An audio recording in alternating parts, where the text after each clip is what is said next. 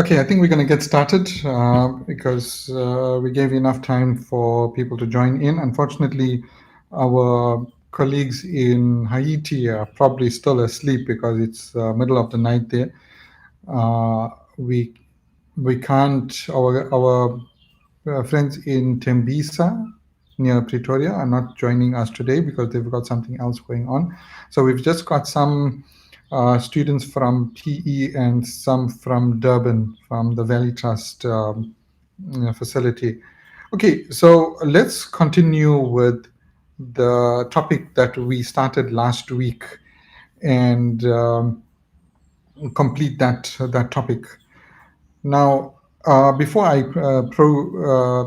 proceed, I just want you to let me know via the chats on the side if there's any issues with the sound and picture quality.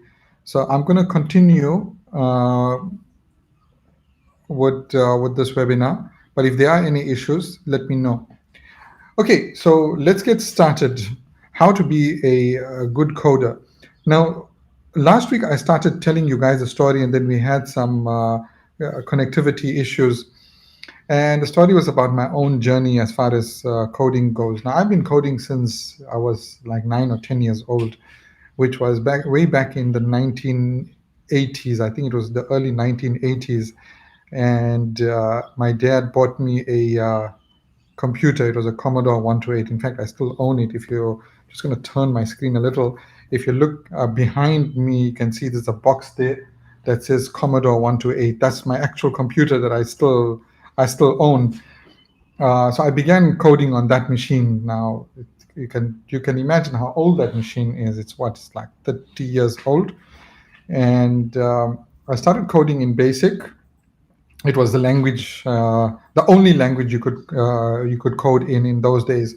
So, anyways, I began coding then, and then I coded through my school career. Through high school, I did computer science, and then I went to university.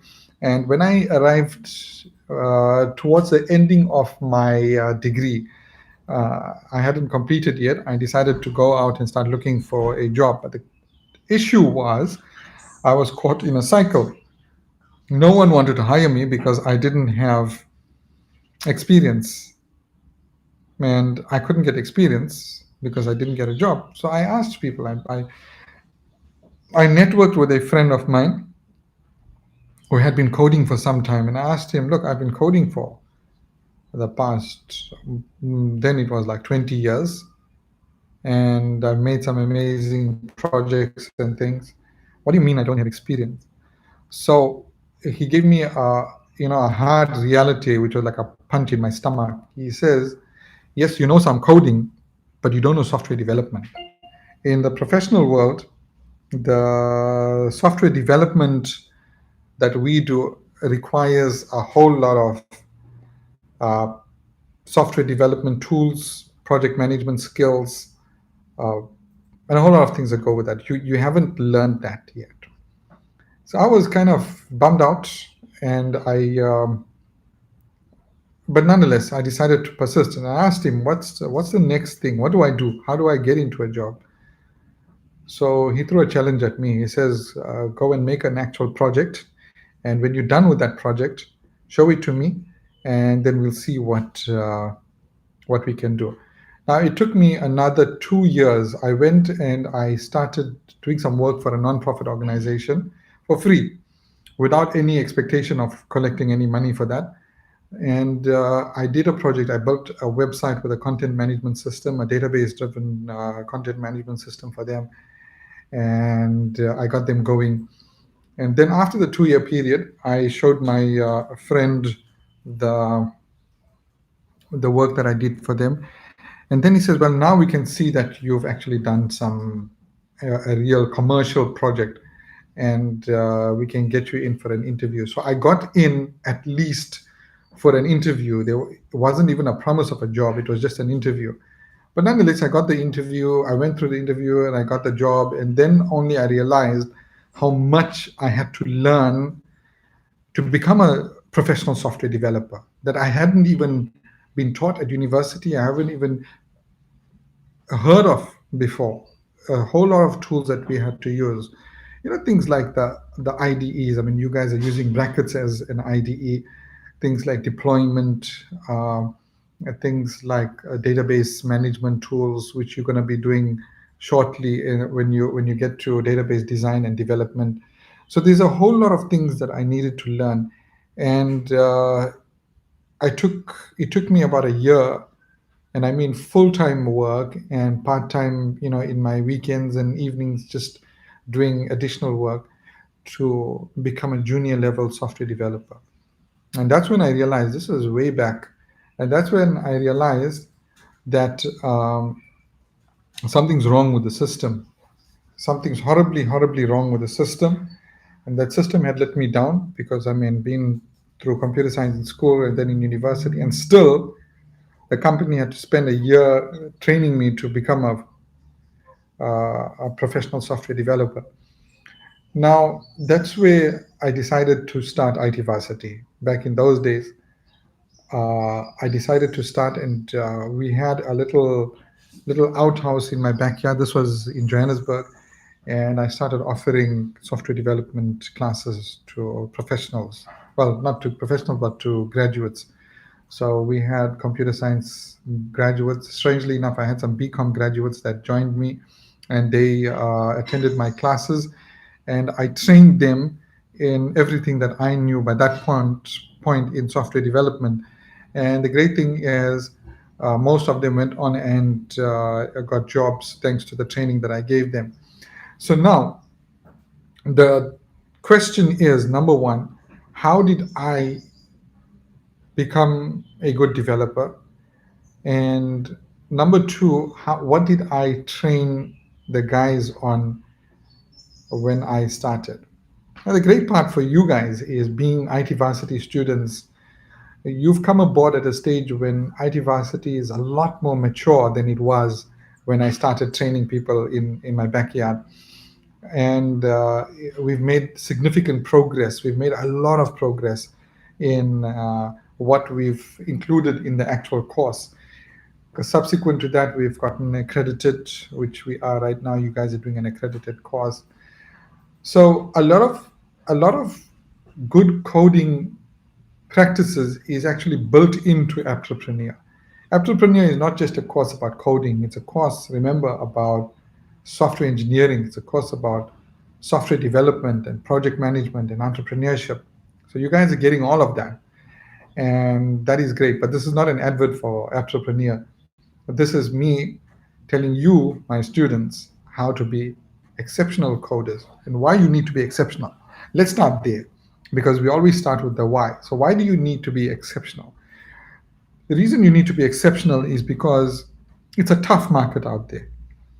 There's a massive demand for software developers, but the question is, how do you differentiate yourself from the guy that's coming out of one of the universities, Durban University of Technology, or uh, Cape Peninsula University of Technology?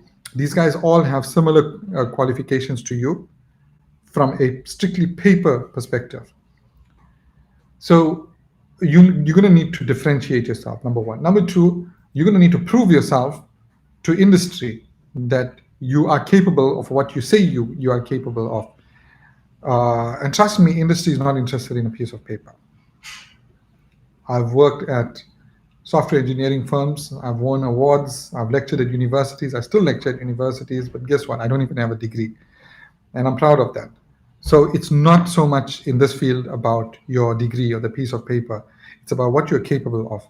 So firstly, you need to be exceptional as a coder. You need to be an exceptional coder first. Second, you need to put out. And I can't emphasize this enough. You need to put yourself out on social media. If you're not on LinkedIn, if you're not on Facebook, if you're not on Instagram, if you're not on Snapchat, you need to be on these channels, even YouTube. And you don't have to be, an experienced coder that's been doing it for the past 5, 6 years to put yourself out. Even if you know one line, if you just know how to do a hello world with HTML, that's good enough. Put it out. Let the world see what you are doing, what you are capable of. I mean, we're doing our part to showcase you guys but you need to do your part also, and don't forget to tag IT Varsity. So that's the second thing. First thing is be an exceptional coder. Second, no matter what you learn, even if it's a single line, put it out. Just put it out. And the reason I'm asking you to put it out, because companies are planning for the future and they're looking for exceptional people that are willing to learn, that actually enjoy learning. So when you put out that I've done hello world in HTML, and 2 weeks later you put out that I've done something more, and then another 2 weeks you've learned something else and you put it out, what does that say to a prospective employer? It says to them that you are on a learning curve and you're getting better as you are moving along. So they're following your journey. You're bringing them in, you're sharing your journey with the world, not just where you are, but where you have been, where you are, and what's your plans for the future, which is awesome, which is excellent. People love that sort of thing. So that's the second thing. The third thing that you need to do is to get involved, like I did, with nonprofits. I mean, in your area, there's bound to be some nonprofit, whether it's a church, whether it's a religious organization, or just a normal nonprofit doing charitable work. A lot of them are struggling for with funds, so they don't have developers to do work for them. So if you approach them to develop something as simple as a website or a little app, I mean, those of you that have done Pine City Zoo, if you look at Pine City Zoo, it's actually a complete, fully fledged standalone app. Although it doesn't talk to a server back end yet, you're going to get to that in time, but it's a fully fledged app. You can use that template to develop similar apps. I mean, for those that have completed Pine City Zoo, if you look at the assignment for Pine City Zoo, it's the Pine City Mall app. So what we're doing is we're stretching your imagination to go from uh, the zoo to creating an app for a mall. So you're using the same techniques to develop an app for a different, completely different domain. So if you had to do something for a non-profit or for any business, that's going to be excellent. Now, while studying, 2 or 3 months into your studies, you already got a testimonial. So imagine you did something for um, a small business in your area, or your aunt's business, or your uncle's business, or your brother or sister, your parent. You've done something for them. Now you've got a professional portfolio. Maybe you didn't get paid for the job. Maybe you didn't get paid 1 cent. Maybe you had to pay the person to give you the give you the job. But the thing is, you've got a professional testimonial. Now you can take that and put it as part of your portfolio. And in that way, you're putting yourself out there. So that's awesome. So that's the third thing. Now, all of this is relating to how you're gonna get into the professional world, but how do you become an exceptional coder? I haven't answered that question yet. Now, to become an exceptional coder is actually very simple. Firstly, I want you to do an exercise. I want you to go and watch the movie Karate Kid, the old Karate Kid, not the Jackie Chan one, the one with Pat Morita. I think it came out somewhere in the 1980s. And just watch the first part if you haven't already, and look at how Mr. Miyagi trains Daniel on becoming a good martial arts expert. The main point to take away from there is practice, practice, practice. You're going to be an exceptional coder if you're doing it all the time. I mean, I used to code at any given time, sometimes 14, 15 hours a day, any free time in my school days, any free time that I got. The moment I was out of school, after school, right till 8, 9, 10 o'clock at night, I was coding, coding, coding. Saturdays, my friends are gone out to movies, I was coding. Sundays, guess what I was doing? Coding. So you need to put in a lot of practice. The other thing is you need to take your assignments extremely seriously. Remember, these projects are well thought out. We spend an inordinate amount of time preparing and planning these lessons and planning the projects and the assignments that follow. And one student, I think it was a student from Valley Trust, that asked me a question. I think it was Nasipo. She asked me a question the one time, that when it came to the tourism app the South Africa tourism assignment. I think it was for the superhero module, whether she must do the project for one province or do the project for all the provinces. So I asked her a question. I said, if you were preparing this app, if you were developing this app for the whole world to see, what would you want? Obviously, you'd want something that is absolutely perfect and absolutely valuable for whoever is using your app. Keep that in mind. You are doing your assignment not just for yourself, you're doing that assignment for the world to see. And what I mean by that is, as of today, just as last week we started showcasing our students on Instagram, as of today, we're showcasing your work that you are doing. So every day or every couple of days, we're gonna pull out one project that was done by a student, and we're gonna make a video out of it, and we're gonna show the world that this is what our student is doing. So we are doing that, but you need to do the same also. Share your work with others. So when you are developing, when you're doing assignments, don't just do the assignment to get it over with. Put your time into it. Put your effort, pour your heart and soul into it, and then you'll see you've got yourself a really, really good project that you're proud to show the whole world. The next thing is to just go beyond what we are teaching you. Remember, as much as the entrepreneur course is effective, it's impossible for any course, let alone a 1 year course, even if you got a 10-year course, it's impossible to cover everything with regard to coding. So you need to expand your knowledge, watch videos and tutorials, and go to different tutorial websites and look at better ways of doing things. Look at ways to improve your own skill. So continuously upskill, and that's the beauty of the field of IT, especially software development. Things are changing all the time, so you need to keep up to date with the technologies out there, and then bring those technologies into your projects.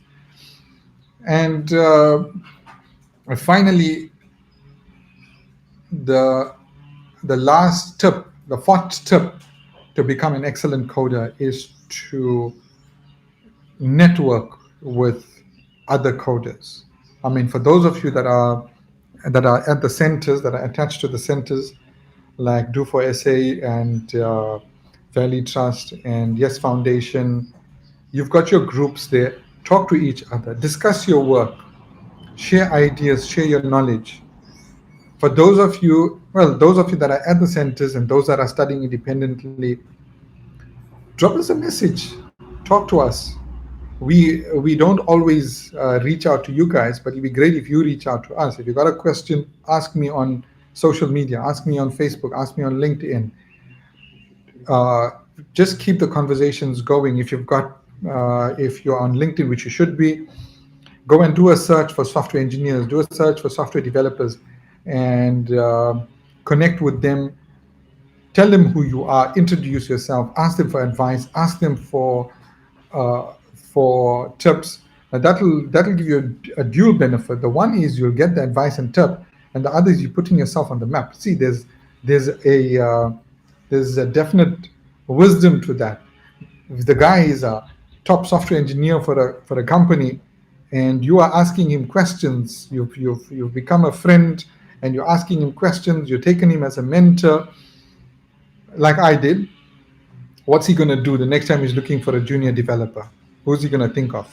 He's going to think of you. So network. Practice all the time, as much time as you can. Find your passion in it. I mean, coding is such a beautiful thing. I miss it. I don't get enough time to code, but if I get the time, I would love to spend more time coding. But now I'm, more looking after our students, looking after you guys, coming up with more interesting and exciting courses. So practice. Secondly, what was the second thing after practice? Keep learning. Next one is keep network. I missed out one. Do freelance work. Keep doing freelance work. That'll push you out of your comfort zone. Remember, guys, and I'm going to conclude now, in whatever field you are, I need you to remember something. As good as you are as a coder and as beautiful as your projects are, they are useless to you until they are out in the world. So you need to keep putting yourself out and you need to keep hustling. Don't stop hustling. Just keep networking with people, keep talking to people, keep putting yourself out there, and don't ever, ever think you're not good enough, because you are good enough. You'll never think yourself good enough. But trust me, the knowledge and the skills that you're getting, and I'm going to sound pretentious here, but the knowledge and skills that you're getting in this 1 year is more than students that are coming out with degrees from our universities. Trust me, I'm a lecturer at university also, and I know that for a fact. So hang in there, keep putting yourself out, never underestimate yourself, and keep hustling. Guys, please keep in touch. If you need to talk to me, I'm on Facebook, Instagram, LinkedIn, email. You can email me via teacher@ivarsity.org. Keep the conversations going. I'm always happy to talk to you guys, my students. Before we conclude this webinar, if anybody has any specific questions, we'll give about 5 minutes for your questions. You can ask your questions by chatting. Christopher, do you have any questions? I see you are online. Who else is online? Introduce yourselves.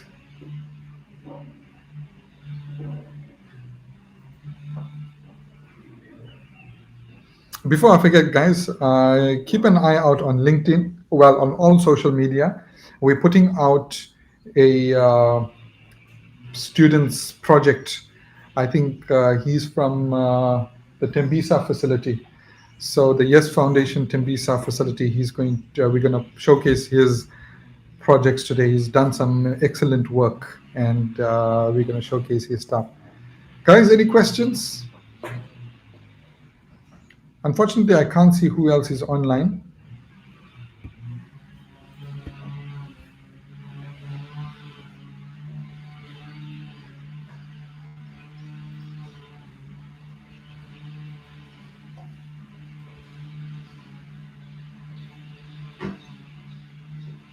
Anybody from PE here? 2 for SA gang?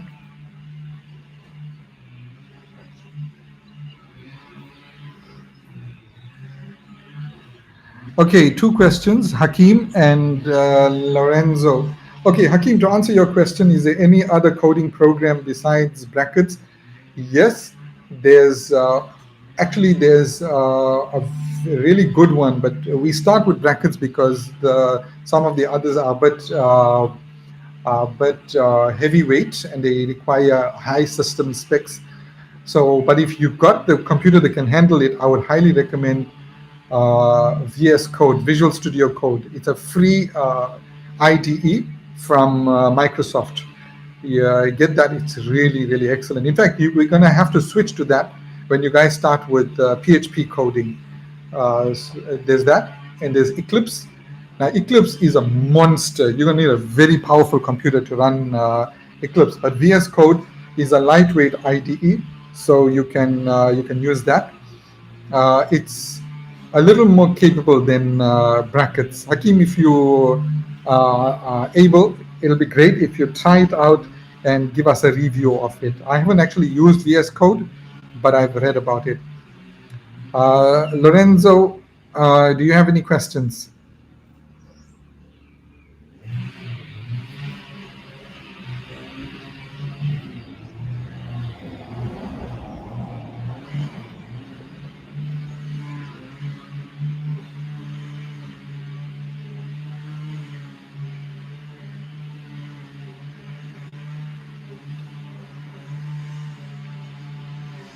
All right, cool.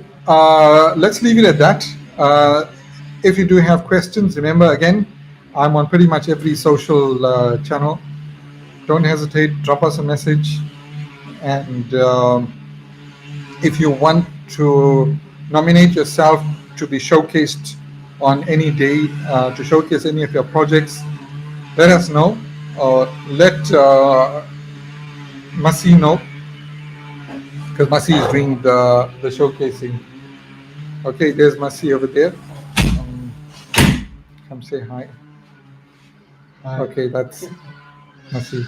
Okay, cool guys. Good luck. Keep up the good work. We're really, really happy with some of the work you guys are doing, and keep in touch.